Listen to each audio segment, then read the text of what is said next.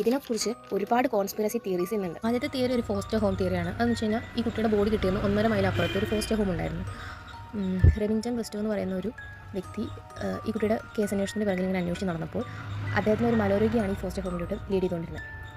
അങ്ങനെ അവരവിടെ കണ്ടതെന്ന് വെച്ചാൽ ഇയാൾക്ക് അവിടെ ഒരു ഇതുപോലെ കുട്ടിയെ ആക്കിയതുപോലെയുള്ള പെട്ടിയും അതുപോലെ തന്നെ കുട്ടിയെ പൊതിഞ്ഞുകൊണ്ടിരുന്ന ആ ബ്ലാങ്കറ്റ് പോലത്തെ ഒരുപാട് ബ്ലാങ്കറ്റ് വെറും കിട്ടി.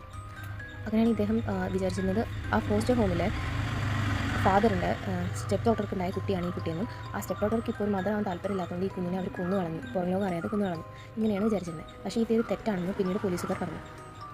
ഇനി അടുത്ത തിയറി എന്താ വെച്ച് കഴിഞ്ഞാൽ എം നെഗറ്റീവ്.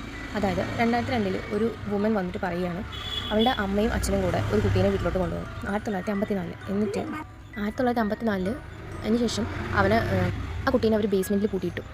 എന്നിട്ട് അവൾ പറയുന്നത് അവളുടെ അമ്മ ഒരുപാട് ആ കുട്ടീനെ ഉപദ്രവിച്ചിരുന്നു, മരണം വരെ ഉപദ്രവിച്ചിരുന്നു. അങ്ങനെ ലാസ്റ്റ് ആ കുട്ടി മരിക്കുന്നതിന് മുമ്പ് വൊമിറ്റ് ചെയ്തു ബേക്കർ ബീൻസ് എന്നാണ്.